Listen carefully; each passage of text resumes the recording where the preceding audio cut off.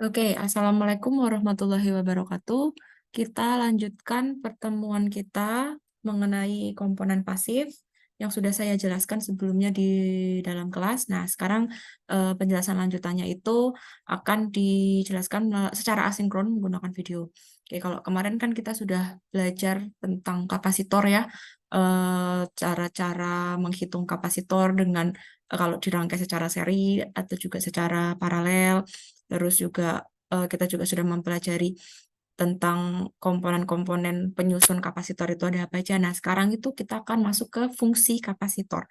Nah, fungsi kapasitor yang pertama itu sebagai filter power supply, di mana ketika dia dirangkai secara seri terhadap penyearah. Di sini saya punya full wave rectifier. Rectifier itu adalah penyearah di mana saya itu mau membuat input sinyal AC yang sifatnya itu bolak-balik seperti ini menjadi sinyal DC atau sinyal searah. Nah, kalau hasil yang ditunjukkan di sinyal searah itu kan pasti kalau misalnya dia disearahkan dari AC voltage seperti ini, otomatis akan muncul yang namanya ripple atau noise. Nah, ripple inilah yang nanti yang akan kita hilangkan dengan menggunakan filter. Nah, filter yang dipakai di sini dengan menggunakan komponen kapasitor untuk menyaring filter sehingga tidak terjadi ripple seperti ini. Dan nanti hasil luarannya itu akan setidaknya itu mendekati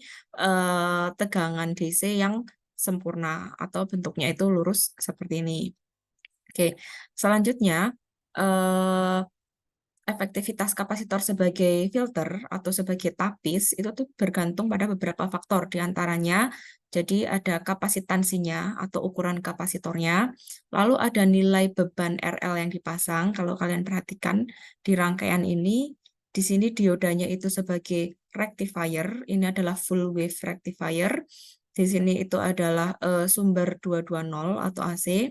Nanti hasil luaran dari dioda ini berupa tegangan DC yang masih ada ripple-nya atau ada noise-nya. Noise ini nanti akan dihilangkan dengan filter kapasitor dan resistor. Di sini ada rangkaian kapasitor dan resistor yang dirangkai secara paralel yang berfungsi sebagai filter untuk memfilter ripple yang terjadi akibat penyearah dari tegangan AC. Nah, kalau kita bisa perhatikan ya, di sini ketika nanti hasil luaran penyearahnya itu akan berbentuk seperti ini. Lalu nanti dia ketika difilter, dia akan membentuk seperti ini tegangannya. Nah, membentuk tegangan yang eh, cenderung mendekati lurus atau cenderung mendekati sempurna seperti hasil luaran DC pada umumnya. Seperti itu. Oke. Kemudian rangkaian tadi kan fungsinya itu kan sebagai filter. Nah, rangkaian filter itu tuh ada dua. Ada yang namanya high pass filter dan ada yang namanya low pass filter. Bedanya itu apa? Bedanya itu adalah dari cara merangkainya. Kalau high pass filter itu nanti dia dirangkai secara seri itu antara kapasitor dengan resistor. Cara merangkainya itu gimana? Jadi di sini itu ada kapasitor terlebih dahulu, kemudian dirangkai dengan resistor. Itu untuk high pass filter. Kalau untuk low pass filter, itu akan dirangkai, bukan dirangkai secara seri, tapi dirangkai secara paralel. Di sini nanti ada, kalau untuk yang low pass filter, itu nanti ada resistor, kemudian dirangkai dengan kapasitor. Fungsi bedanya itu dari segi rangkaian seperti itu. Nah, kalau dari segi fungsi, kalau high pass filter itu dia akan memblokade sinyal dengan frekuensi rendah. Jadi yang dilewatkan itu sinyal dengan frekuensi yang tinggi. Sedangkan low pass filter itu kebalikannya dari high pass filter. Low pass filter itu dia akan memblokade sinyal dengan frekuensi yang tinggi dan akan melewatkan sinyal dengan frekuensi yang rendah. Contohnya itu apa? Contohnya itu kalau kita punya mikrofon. Di dalam mikrofon itu terjadi dua kejadian, yaitu ada high pass filter dan ada low pass filter, di mana untuk suara yang akan dikeluarkan itu disaring terlebih dahulu, sehingga nanti suaranya yang keluar itu menjadi lebih jernih dan lebih keras, seperti itu. Nah, untuk mengaplikasikan ini, maka menggunakan high pass filter. Seperti itu. Oke, lalu selain sebagai tapis atau sebagai filter, kapasitor itu digunakan juga sebagai pasif integrator dan pasif diferensiator. Jadi di mana fungsinya adalah untuk membentuk pulsa di mana jika kita punya input tegangan seperti gambar di sebelah kiri ini, kalau kita beri dengan rangkaian pasif integrator. Pasif integrator itu dirangkai antara R dengan C, itu seperti ini. Nah, hasil luaran sinyalnya nanti akan menjadi seperti ini. Itu untuk pasif integrator. Lalu untuk diferensiator itu bagaimana? Diferensiator itu kita punya sinyal yang sama, kemudian nanti kita rangkaian C dan R-nya, nanti akan menghasilkan luaran diferensiator yang seperti ini.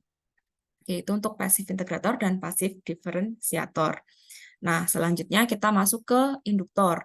Induktor itu suatu komponen di mana komponen tersebut itu memanfaatkan lilitan. Nah, lilitan dari apa? Lilitan dari kawat. Kawatnya itu bahannya bisa bermacam-macam. Fungsinya untuk apa? Nah, fungsinya itu bisa dilakukan untuk mengatur frekuensi, terus juga bisa menjadi pelipat tegangan, dan juga bisa menjadi kopel atau penyambung. Terus jenis-jenis induktor itu bagaimana dan apa saja?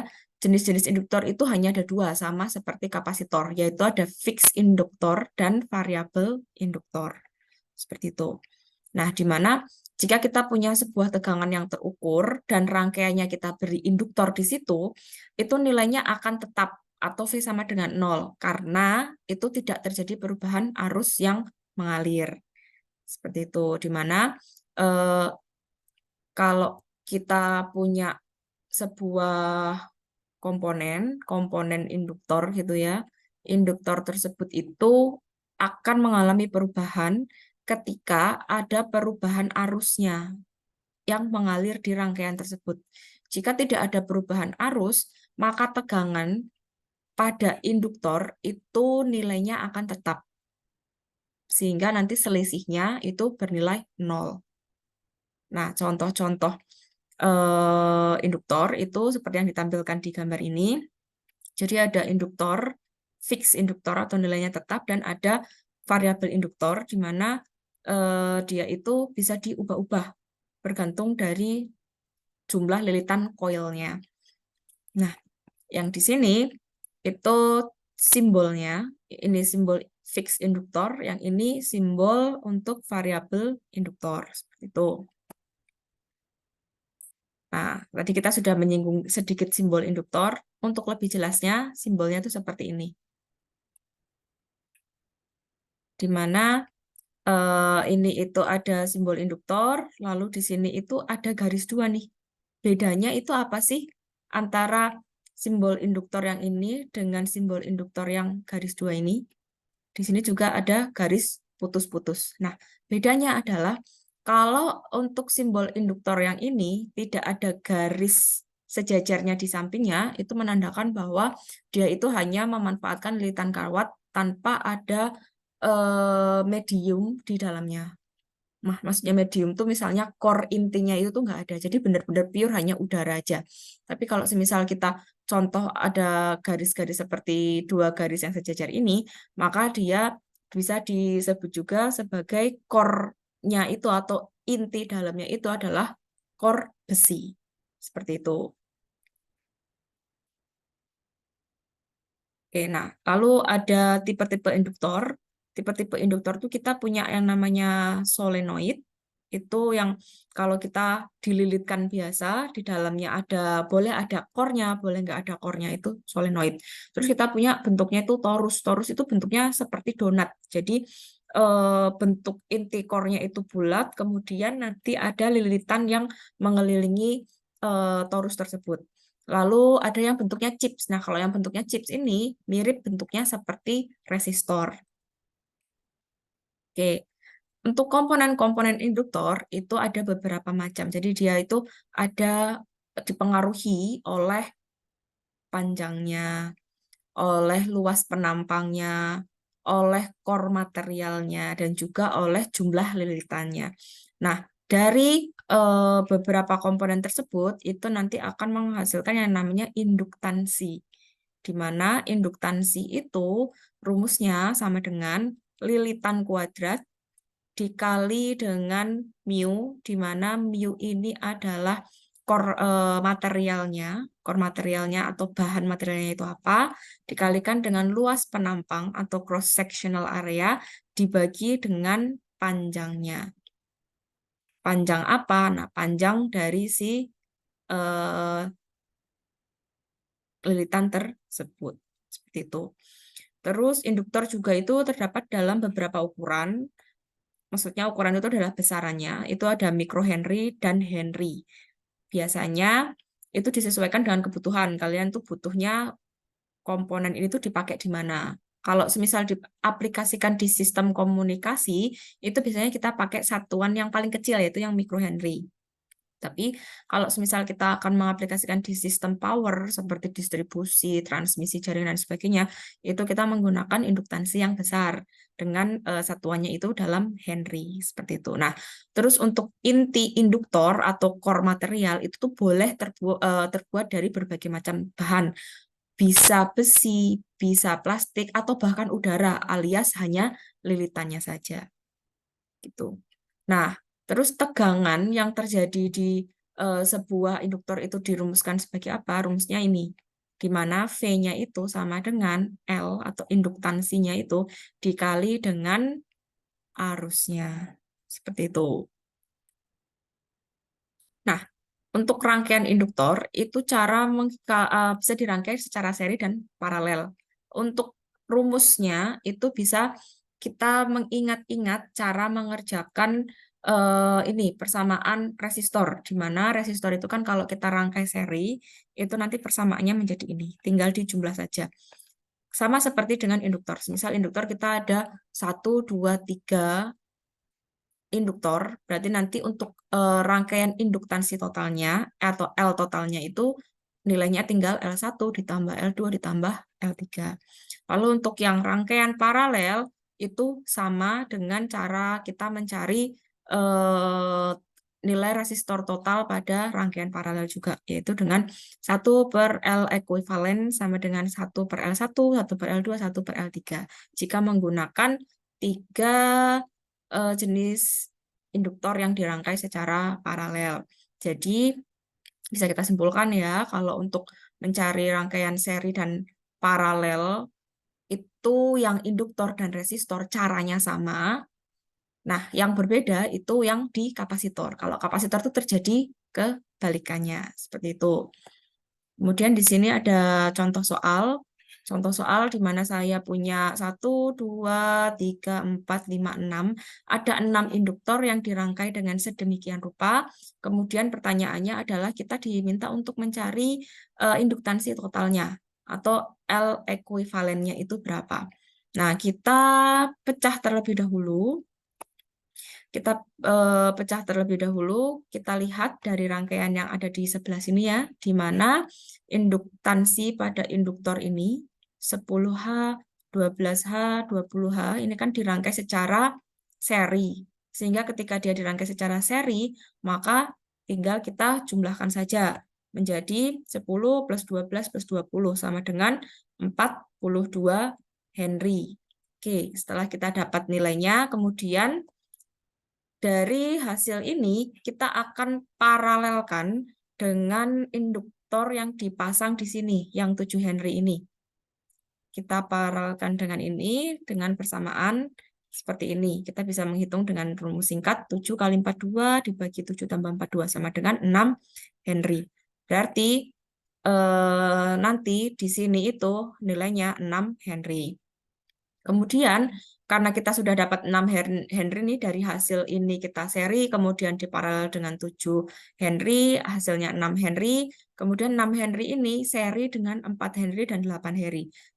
Sehingga nanti hasilnya L ekuivalennya itu menjadi 4 plus 6 plus 8, dan nilai dari induktor ini yang dirangkai secara sedemikian rupa, itu nanti nilai totalnya itu menjadi 18 Henry. Seperti itu cara mengerjakannya. Nah, terus fungsi dari induktor itu juga salah satunya itu sebagai tapis atau sebagai filter. Nah, dia itu nanti dirangkai dengan kapasitor, dia bisa digunakan sebagai eh, low pass filter, high pass filter, atau band pass filter. Nah, kalau untuk low pass filter, rangkaiannya itu seperti ini, di mana kita bisa merangkai induktornya terlebih dahulu, baru nanti kita rangkai resistornya. Kalau untuk high pass filter, nanti kita rangkai resistornya dulu, baru kita rangkai induktornya. Familiar ya dengan rangkaian kapasitor yang sebelumnya itu kita sampaikan. Kalau di kapasitor tadi itu kan kita punya, nah kita punya ini nih. Kapasitor untuk yang high pass filter itu tuh harusnya kapasitornya dulu. Kalau low pass filter itu resistornya dulu. Sama dengan rangkaian tapis atau rangkaian filter menggunakan induktor. Di mana kalau kita mau bikin eh, low pass filter itu adalah induktornya dulu, kalau high pass filter itu adalah resistornya dulu. Jadi antara induktor dengan kapasitor itu terjadi cara pemasangannya itu berkebalikan. Itu low pass filter. Nah, kalau band pass filter itu apa? Jadi kalau low pass filter itu kan dia akan memblokade frekuensi atau sinyal eh, yang nilainya itu tinggi ya, atau dia hanya melewatkan sinyal yang rendah-rendah aja, yang kecil-kecil.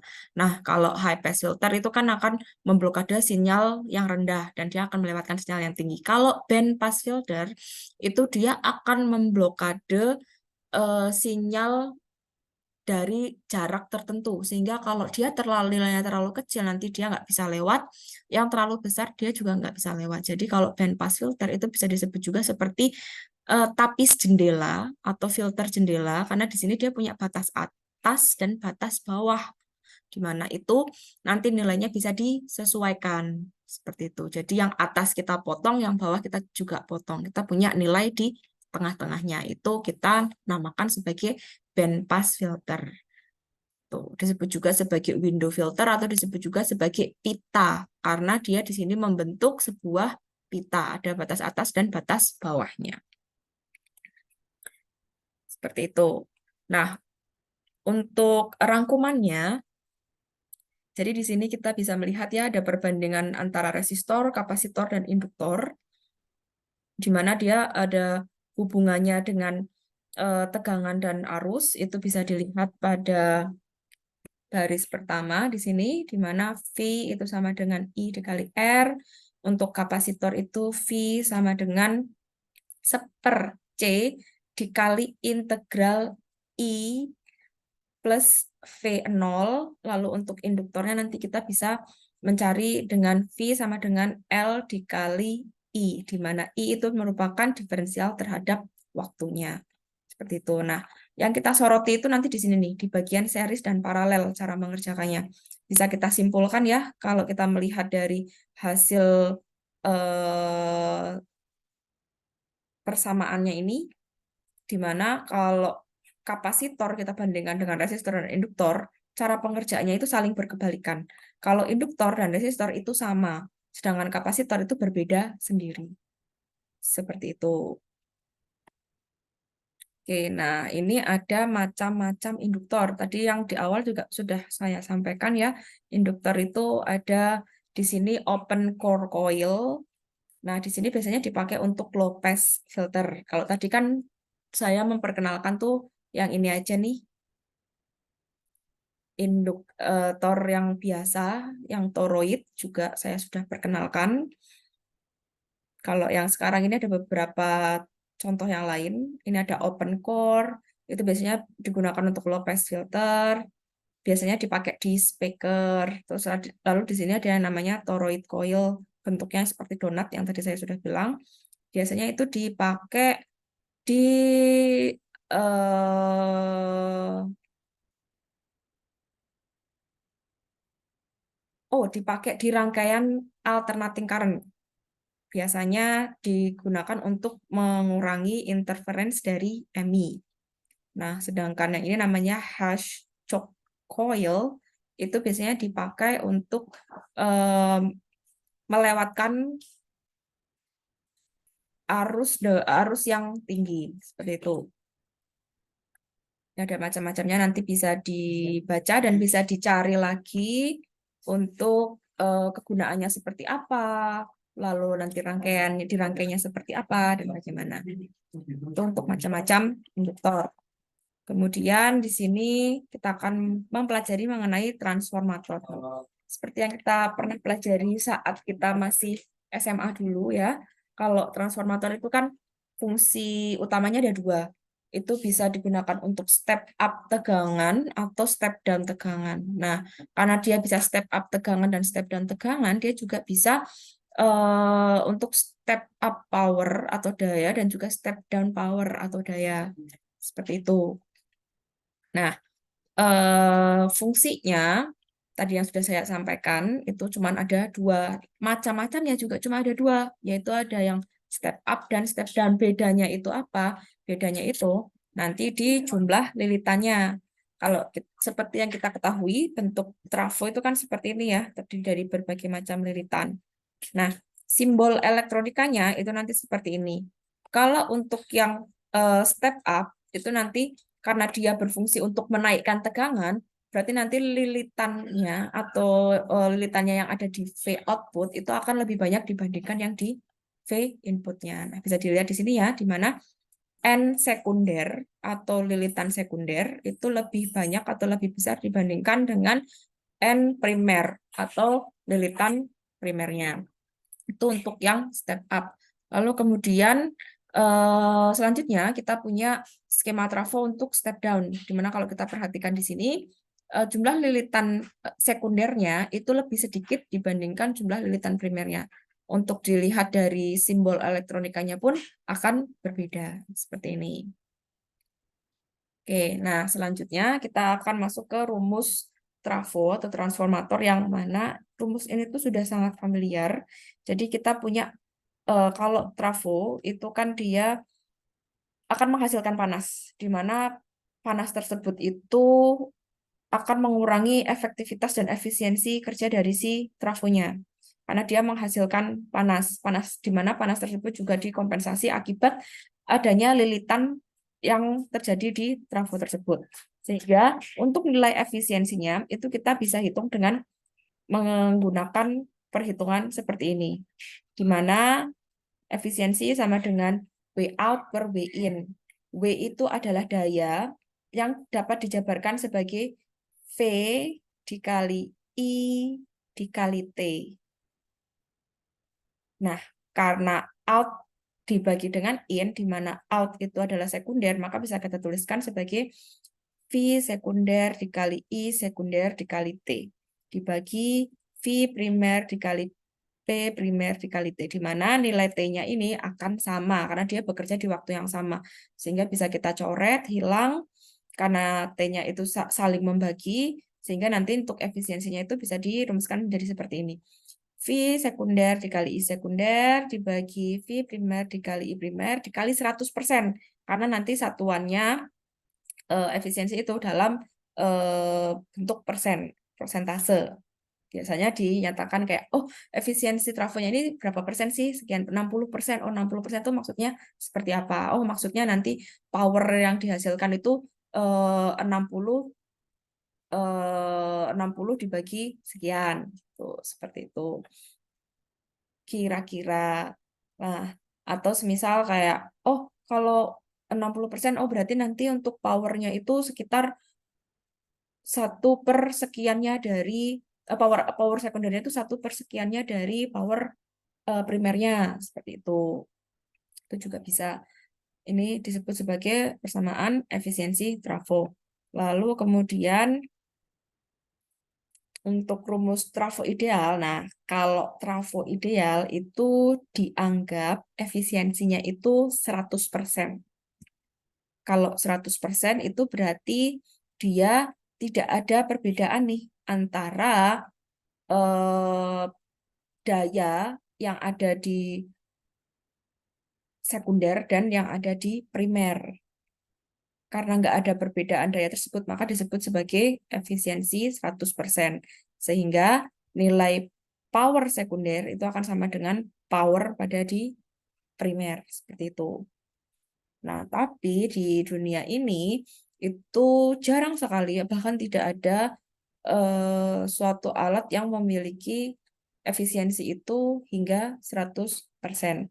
Itu pasti akan kena kompensasi trade-off. Jadi semisal kayak, oke, kalau kita mau menaikkan efisiensinya, berarti nanti efeknya itu mungkin akan lebih panas, deritanya lebih banyak, cost up-nya itu juga akan semakin meningkat seperti itu. Nah, tapi kalau semisal kita mau mengurangi salah satunya nih, misalnya, oh jangan deh nanti kalau semisal panas dikhawatirkan akan terjadi short atau akan terjadi percikan api dan sebagainya, mungkin sebaiknya kita kurangin, maka nanti trade-off-nya itu akan mempengaruhi di nilai efisiensinya seperti itu. Jadi segala sesuatu yang menyangkut tentang alat di dunia ini tuh belum ada yang mendekati sempurna karena pasti akan memiliki trade-off masing-masing. Nah, ini adalah jenis-jenis trafo. Jadi ada trafo di sini tuh ada trafo yang berdasarkan taraf tegangannya. Kalau taraf tegangan kan tadi sudah kita bahas ya di awal, ada step up dan step down yang digunakan untuk menaikkan tegangan dan juga digunakan untuk menurunkan tegangan. Itu berdasarkan taraf tegangannya. Lalu kemudian ada yang berdasarkan frekuensi operasinya. Jadi ada yang namanya trafo adaptor, trafo IF, trafo eh, output input, trafo switching, di mana itu tuh berdasarkan frekuensi operasi. Kalau trafo IF namanya itu kan intermediate, berarti dia itu ada di beroperasi ada di passband misalnya. Terus kayak misalnya trafo adaptor nanti dipakai di high frekuensi atau di low frekuensi dan sebagainya kayak gitu. Terus yang ketiga itu ada trafo berdasarkan penggunaan. Jadi ada trafo daya, itu biasanya nanti di distribusi dan transmisi. Terus ada trafo untuk proteksi, karena sesuai namanya ya, digunakan untuk proteksi, maka dia digunakan untuk melindungi. Melindungi dari apa? Misalnya melindungi dari kayak daya berlebih, lejutan daya, dan sebagainya. Terus ada yang namanya trafo distribusi, dan ada yang namanya trafo pengukuran. Nah, kemudian ada trafo yang dibagi berdasarkan inti bahannya. Jadi ada yang intinya udara dan ada yang intinya itu dari besi. Ini berhubungan sama core yang dililiti oleh kawat. Jadi ada yang ada yang kosongan, kopongan atau isinya udara aja. Ada yang isinya itu dari core inti besi. Seperti itu. Oke, kemudian kita masuk selanjutnya itu di switch and relay. Di mana untuk fungsi secara umum, seperti yang kita ketahui ya, yang namanya saklar atau switch itu tuh berfungsi untuk menghubungkan atau untuk memutus arus listrik. Nah, karena dia berfungsi untuk menghubungkan dan memutus arus listrik yang mengalir, maka dia itu biasanya digunakan sebagai salah satu komponen yang cukup penting ketika kita akan membuat sebuah rangkaian. Karena kan kita nggak mungkin kan akan bikin rangkaian di mana rangkaian tersebut akan terus-menerus terhubung dengan sumber daya. Kalau semisal sumber dayanya itu baterai, maka baterai tersebut bisa habis. Jadi sehingga ketika kita membuat sebuah alat atau kita membuat sebuah prototip yang menggunakan sumber daya baterai, maka kita perlu nih butuh memasukkan yang namanya switch atau saklar yang fungsinya itu sebagai pemutus dan penyambung. Gitu. Karena kalau terus-menerus disambungkan, maka meskipun alat tersebut terlihat mati, tapi dayanya itu akan terus dikonsumsi. Itu. Nah, untuk fungsinya, karena tadi itu untuk menyambung dan memutus, maka fungsinya itu sebagai tombol power, bisa on off, atau tombol pindah channel, atau tombol volume, dan juga atau tombol pemilih gelombang. Itu fungsi dari switch atau saklar. Nah, kemudian di samping ini adalah contoh-contoh switch itu bentuknya bisa seperti push button, jadi dia akan ditekan ya. Terus ada yang namanya rocker switch. Nah, ini kalau kalian familiar pernah melihat bentuk switch yang seperti ini namanya rocker switch. Biasanya tuh dipasang untuk kayak desktop komputer atau misalnya untuk di peripheral power unit dan sebagainya. Terus ada yang namanya toggle switch. Nah, kalau toggle switch ini dia itu ada beberapa posisi. Jadi dia bisa on, bisa off, terus dia itu juga ada jenis-jenisnya. Itu bisa dibuat single pull, single throw. Kalau single pull, single throw itu cuman on off aja. Terus ada double double pull itu adalah double pull, single throw. Lalu juga ada double pull, double throw. Nah, ini itu fungsinya nanti dia bisa ada di posisi tengah-tengah, posisi idle, atau bisa di posisi on, atau bisa di posisi off, tergantung dari posisi toggle-nya ini. Nah, kemudian ada slide switch. Nah, slide switch juga hampir mirip seperti toggle switch. Terus dia itu juga ada posisi di mana dia itu bisa idle seperti itu. Terus ada rotary switch. Rotary switch itu kalau kalian pernah lihat kipas angin yang muter-muter yang kita tempel di langit-langit, terus dihubungkan ke kabel dan kabel itu dihubungkan ke switch, terus switch tersebut itu kalian puter untuk mengatur kecepatannya. Nah, itu contoh dari rotary switch. Terus ada juga deep switch. Bentuknya itu contohnya seperti ini. Oke, ini untuk switch. Nah, macam-macamnya juga beberapa ya. Contohnya juga ada di sini ada slide switch, ada toggle switch, ini ada reed switch. Nah, ada yang namanya micro switch juga.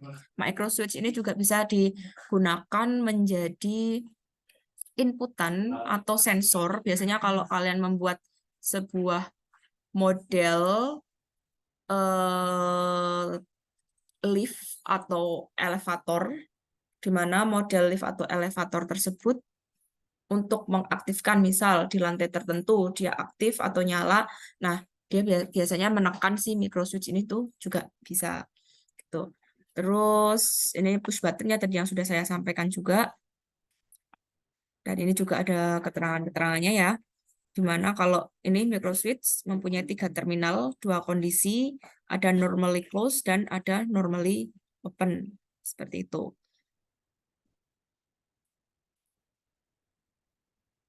Oke, nah karena di sini tadi sudah disinggung ada yang namanya normally open, normally close, dan sebagainya, maka kita akan jelaskan dulu tuh apa sih normally open dan apa sih normally close. Nah, untuk normally open itu tuh kondisinya itu akan berada di posisi yang open. Kalau kita punya sebuah rangkaian, ini nih, sebuah rangkaian, ketika tombol tersebut tidak aktif, maka posisinya itu open sirkuitnya atau terbuka.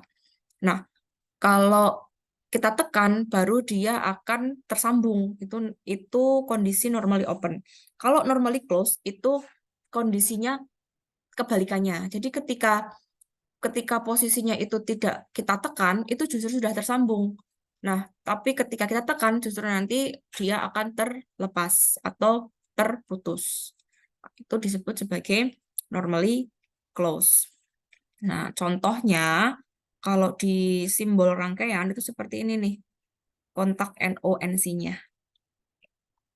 Ini kalau normally open ya, normally open ketika ini kan sebelum bekerja nih, sebelum bekerja itu maksudnya sebelum kita pencet. Nah, ketika ketika kita pencet cetek, nanti dia akan turun ke bawah terhubung. Nanti ini gambar ketika dia setelah bekerja. Tapi kalau dia normally close, justru sebelum bekerja itu tuh yang di posisi ini nih dia nih. Jadi posisinya tuh udah nyambung duluan. Tapi ketika kita pencet, kita tekan cetek, nanti dia akan terlepas menjadi normally open. Seperti itu. Jadi sebenarnya kondisi normally open dan normally close ini adalah semacam kondisi awal yang mengindikasikan bahwa apakah rangkaian tersebut itu terhubung atau rangkaian tersebut itu tidak terhubung. Seperti itu. Nah, struktur sederhana relay itu seperti ini nih, di mana sini kan ada spring ya, ada spring, terus di sini itu ada iron atau core besi, di sini ada elektromagnet dari lilitan, di mana nanti ketika kita hubungkan dengan catu daya, di sini elektromagnetnya akan timbul medan magnet, di mana medan magnet itu akan mempengaruhi si iron atau besi ini untuk menjadi magnet. Nah, karena di sini armature-nya itu juga terbuat dari semacam besi yang dia akan tertarik magnet, otomatis ketika ini aktif, ketika mendapatkan catu daya, dia akan aktif, relay ini akan tertarik ke sini. Cetek, seperti itu. Sehingga armature ini akan berpindah dan akan menyentuh kontak switch yang ada di sini. Kalau posisi awal tadinya seperti ini itu sebagai normally close, ini kan normally close nih, terhubung ya. Nah, ketika nanti dia cetek ke bawah, dia pindah ke posisi yang B ini, maka dia akan menjadi normally open. Seperti itu. Oke, di sini ada contoh dan jenis relay. Kalau di pasaran atau bentuk asli komponen yang maksudnya benar-benar bisa kita beli, itu bentuknya nanti akan seperti ini. Kotak-kotak bentuknya. Di mana ini kan ada coilnya ya, sesuai sama yang terpampang di sini. Di sini juga ada coilnya. Terus untuk simbol elektroniknya tuh seperti ini simbolnya. Mirip dengan simbol induktor, bedanya itu ada tambahan seperti gambar saklar yang terhubung di sini. Di mana coil ini itu menunjukkan lilitan coil yang ini untuk mengaktifkan elektromagnetnya. Lalu di sini itu ada semacam eh, iron besinya, di mana di sini kan juga ada iron core-nya nih atau besinya. Lalu di sini itu menunjukkan armature-nya atau perpindahan armature. Nah, ini adalah armature-nya yang akan berpindah untuk menjadikan dia itu normally open atau normally close. Seperti itu.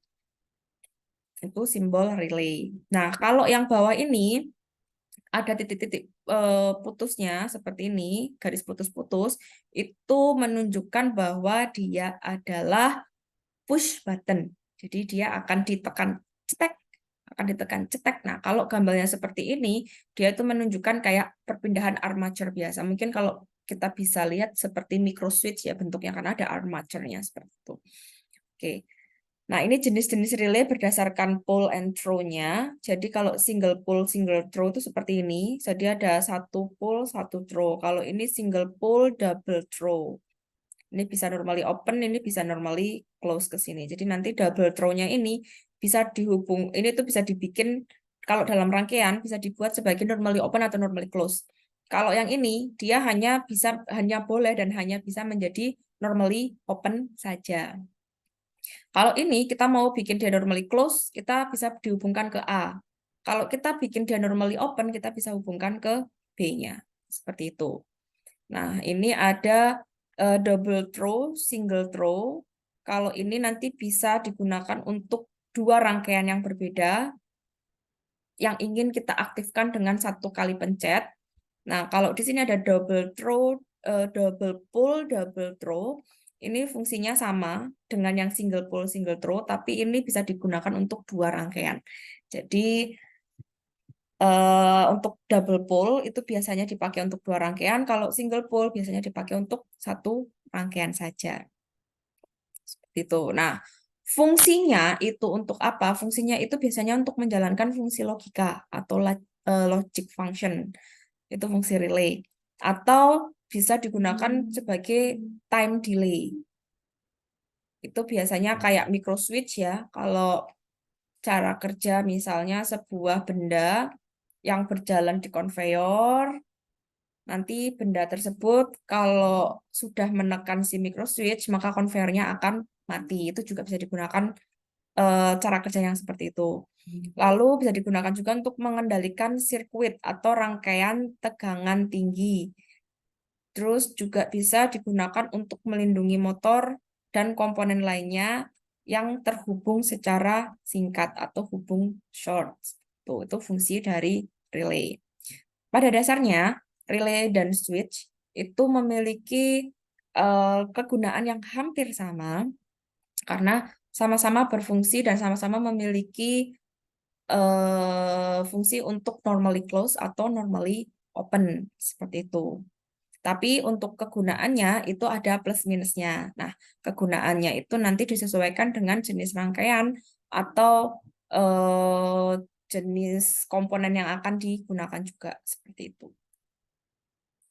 Oke, nah untuk sesi refleksi nanti kita akan melalui kuis. Jadi untuk materinya ini sudah habis. Saya sudah menyampaikan tentang komponen pasif, sehingga nanti soal-soal refleksinya akan saya keluarkan sebagai soal kuis nanti melalui eh, Google Form atau nanti bisa langsung lewat eloknya juga. Seperti itu kira-kira. Oke, terima kasih banyak atas perhatiannya. Kita akan bertemu di materi selanjutnya yang membahas mengenai komponen aktif dan komponen semikonduktor. Seperti itu. Saya tutup. Wassalamualaikum warahmatullahi wabarakatuh.